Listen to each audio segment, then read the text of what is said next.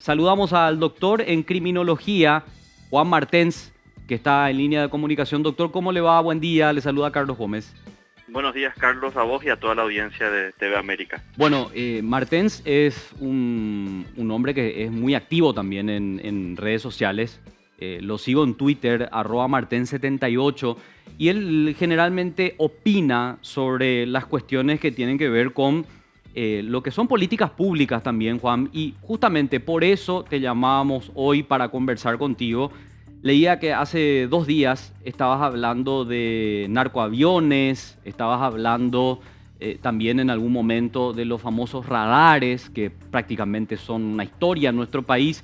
¿Cómo evalúas todo esto que está ocurriendo, Juan? Y, bueno, tus apreciaciones al respecto. Nuestro país, lastimosamente, en los últimos años se convirtió en un lugar estratégico y hub, o sea, un centro de operaciones logísticas del crimen organizado, muchos de ellos vinculados a grupos brasileños, en donde el principal es el primer comando capital, pero no es el único, ¿no? Y esto, ¿por qué se convirtió en este sitio, ¿no? Porque diversos condicionamientos estructurales y políticos hicieron de que efectivamente sea muy provechoso y sea muy conveniente meter cocaína al Brasil, meter cocaína a la Argentina, llevar cocaína de Paraguay a Europa, que es el gran mercado, Oriente Próximo o Asia, ¿no?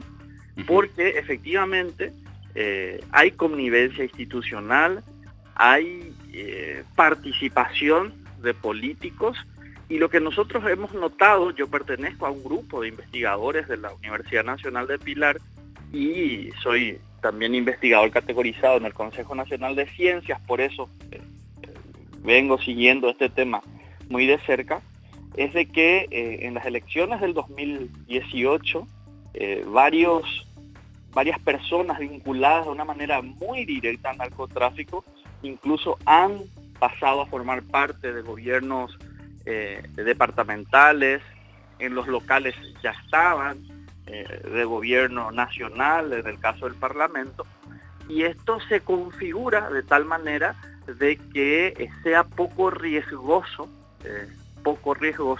operar desde Paraguay, por lo que efectivamente estos grupos han encontrado un sitio, un lugar muy propicio para transportar sus mercaderías, en donde la cocaína es la más resaltante, pero recordemos que Paraguay es el mayor productor de marihuana de la región, sigue siendo, ¿no? Proveedor de Brasil. Sao Paulo, que tiene 45 millones de habitantes, es nuestro gran mercado en este sentido, mete armas también al Brasil, se mete armas por aquí, se importa legalmente armas, luego se mete ilegalmente al Brasil.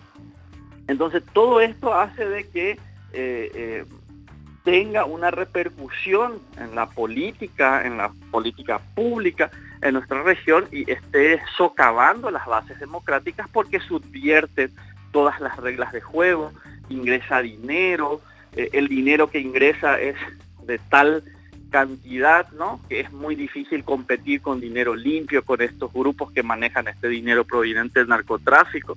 De allí que es realmente una preocupación, y de seguir con esta tendencia, próximamente sería muy, muy difícil competir, ahora ya lo es, ¿no?, con personas vinculadas al narcotráfico en la escena política, Carlos. Claro, totalmente. Juan, lo que acabas de compartir con nosotros es como una especie de sinopsis de lo que es Paraguay. Me quedo muy sorprendido porque en realidad esta es la imagen país. Esta es la forma en que Paraguay es conocido en el mundo, y creo que no vamos a estar exagerando, ni tampoco es cuestión de resentimiento como alegan algunos sectores políticos. Esta es la forma en que Paraguay es conocido en el mundo. Y lo más grave de todo, Juan, es lo que también contaste en tu sinopsis, que tiene que ver con el dinero en las campañas políticas. porque si tenemos otro problema también es en cuanto a la financiación de campañas políticas.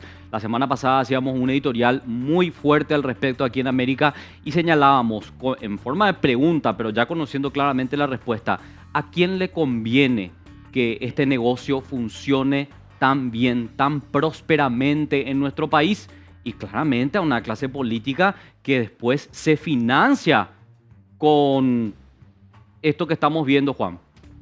Y aprovecho para contarte, nosotros también estamos llevando adelante un proyecto de investigación en donde vinculamos actores políticos, élites políticas con narcotráfico, y lo que nos ha sorprendido, Carlos y audiencia, es de que hemos encontrado en todos los departamentos algún nivel de participación, ¿no? Esto realmente es, para nosotros, equipo de investigadores, fue una sorpresa porque no nos imaginábamos departamentos como Paraguarí o Cordillera, ¿no?, que tenga algún tipo de participación, pero sin embargo los hallazgos nos dicen, ¿no? Y lo que tanto se advirtió, incluso en los 90, 2000, se advertía, ¿no?, para el caso brasileño, sí, se decía, Brasil es un país de tránsito, hoy es el principal consumidor incluso del mundo de la cocaína, y es lo que termina acabando. Cuando un país es una zona de tránsito, termina convirtiéndose en un país consumidor con independencia de los niveles, ¿no?, de población, pero con los efectos que produce en el territorio, ¿no? Claro. Entonces, ese es un problema. Y el otro problema, esto que vos acabas de plantear, cuando hablamos de estas cosas, lo que nos preocupa es de que el Estado mejore, de que la democracia funcione. No es que queremos echar bardo ni estar jodiendo al Estado paraguayo. Queremos que el Estado paraguayo funcione, pero que funcione con estándares mínimamente tolerables en países civilizados, ¿no? Y lo que preocupa justamente es de que cada vez más esté contaminado, claro, cada vez esté más esté cooptado por una élite que tiene como negocio lo ilícito, y en donde incluso descalificar a sus críticos forma parte del discurso. Totalmente de acuerdo, Juan, por favor.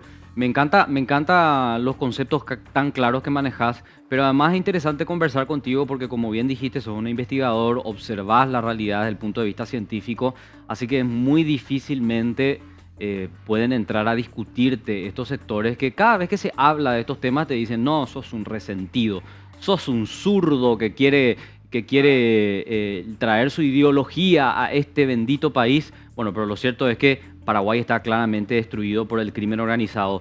Juan, agradeciéndote muchísimo el tiempo, decirte lo siguiente: realmente el dinero sucio destruye la democracia, y eso es lo que estamos viendo en nuestro país. El narcotráfico, el dinero sucio ya llegó claramente al poder, financia bancas en el Congreso, también elige, en este caso, a autoridades. La pregunta, Juan, es ¿qué hacemos? ¿Qué hacemos para resistir a este embate que es fortísimo? Porque, como estábamos contando, la financiación es ilimitada, Juan. Es imposible hacer frente a estas estructuras criminales.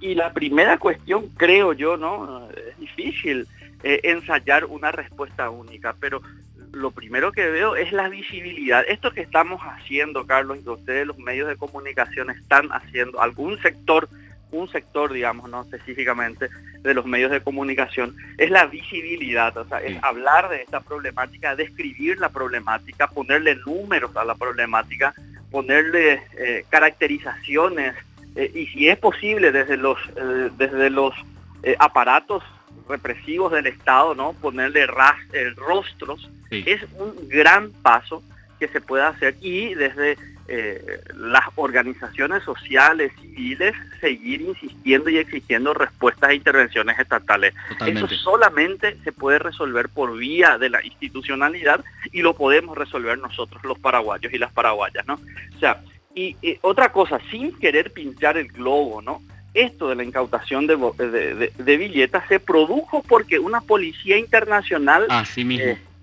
lo vino a denunciar, y las incautaciones con destino a Brasil lastimosamente se vienen haciendo por presión del gobierno brasileño. Totalmente. Y aquí también es muy importante el rol que juegan Argentina, Brasil, que son los, digamos, principales perjudicados porque son los dos grandes socios y son los que están más cercanos, y en el caso de Europa, ¿no? Desde los gobiernos que se puedan seguir presionando. Totalmente. Es por eso, o sea, formamos parte del concierto de las naciones, y en la medida que nuestra democracia, nuestra institucionalidad no funcione, con el perdón de la expresión, le estamos jodiendo al resto, ¿no? Así Entonces, mismo. Juan, eso forma parte del problema, y una vía de solución, ¿no? Te quiero agradecer por estos minutos. Sabes que el tiempo de televisión es muy corto, pero realmente creo que fue muy provechosa la entrevista, así que vamos a estar de vuelta en contacto. Muy amable. A las órdenes.